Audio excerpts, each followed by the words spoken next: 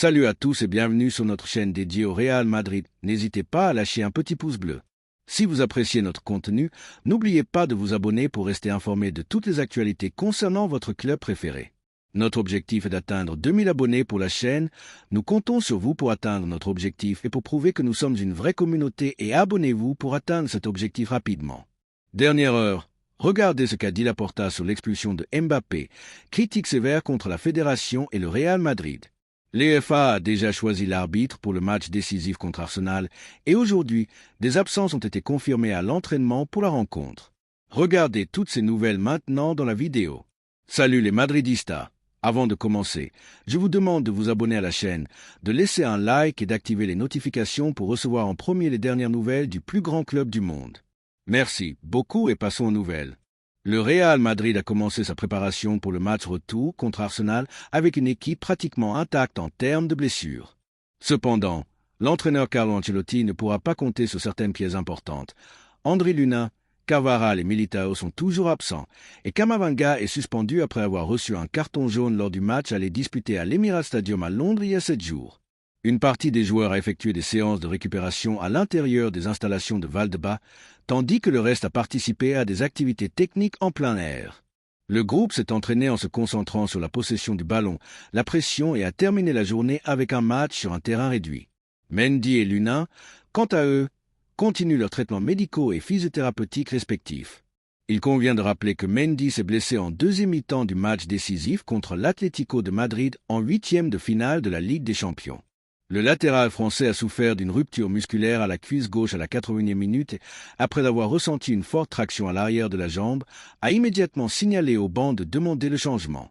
En l'absence du numéro 23, Ancelotti devra trouver une nouvelle solution pour le poste de latéral gauche. David Alaba a été titularisé lors du premier match contre les Gunners, mais avec l'équipe ayant besoin de buts au Santiago Bernabéu, il est très probable qu'un joueur plus offensif commence dès le début. Après avoir battu Alaves en Liga et maintenu ses espoirs de conquérir le titre national, l'équipe merengue est retournée à l'entraînement dans son centre sportif. Les activités ont été divisées entre des séances internes de récupération physique et des travaux techniques sur le terrain, avec un accent sur les mouvements, le contrôle du ballon et des matchs dans des espaces réduits.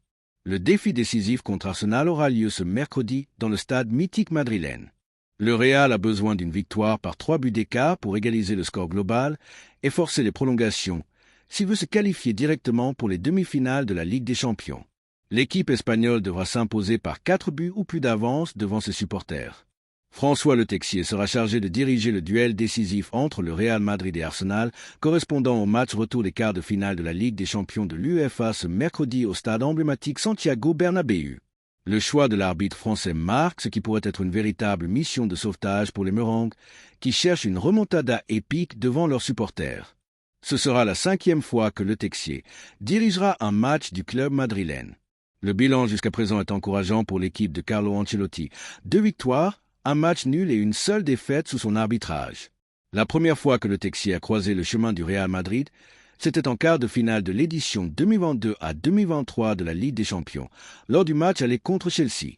À cette occasion, les Espagnols ont gagné 0-2 dans un match marqué par le contrôle tactique et l'efficacité offensive au Bernabéu.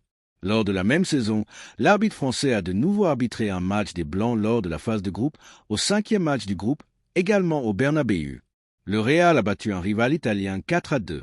Le match a été marqué par le but du jeune talent Nico Paz, qui a laissé sa marque lors d'une nuit inspirée.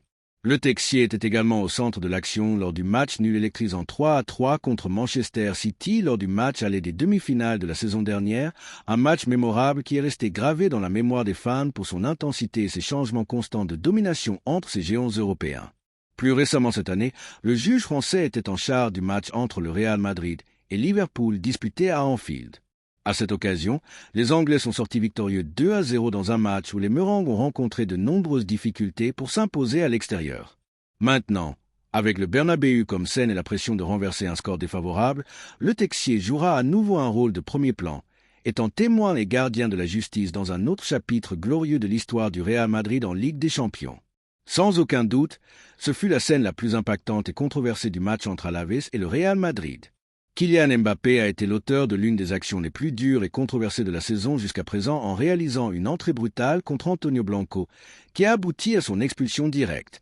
C'était le premier carton rouge de l'attaquant français depuis son arrivée au club méringué l'été européen dernier.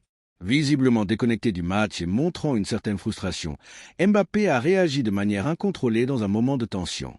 Il s'est lancé dans une entrée imprudente avec les crampons en avant, heurtant le tibia de l'adversaire avec une force alarmante. Initialement, l'arbitre principal Soto Grado a laissé passer l'action, mais il a été rapidement alerté par le VAR Gilles Manzano pour revoir l'incident sur le moniteur. En observant l'action en détail, il n'a eu d'autre choix que de montrer le carton rouge direct au numéro 9, l'expulsant du match.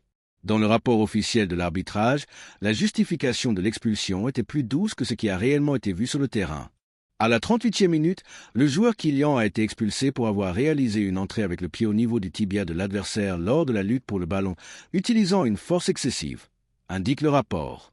La description technique a atténué l'impact, comme s'il s'agissait d'un lancement accidentel au milieu d'une action disputée. Malgré la gravité de l'entrée, on s'attend à ce que Mbappé soit sanctionné d'une suspension d'1 à 3 matchs, ce qui lui permettrait de revenir à temps pour la finale tant attendue de la Copa del Rey contre le FC Barcelone. Le rapport d'arbitrage a également enregistré un incident parallèle survenu à la 70e minute de jeu, lié à des chants offensifs des supporters locaux. Nous avons appliqué le protocole contre les comportements abusifs en interrompant le match et en demandant aux délégués de faire une annonce sonore exigeant la fin des insultes et des chants offensifs dirigés contre un joueur visiteur, indique le rapport. L'expulsion de Mbappé a également eu des répercussions en dehors du terrain, notamment dans les déclarations du président du FC Barcelone, Joan Laporta, qui n'a pas manqué l'occasion de critiquer durement la Fédération espagnole de football et le Real Madrid. C'était une entrée criminelle, cela aurait pu causer une fracture grave. L'arbitre a d'abord montré seulement le jaune et n'a corrigé qu'après l'intervention du VAR. C'est regrettable. Dans des actions comme celle-ci, la punition doit être exemplaire, mais nous savons déjà comment cela fonctionne quand il s'agit du Real Madrid.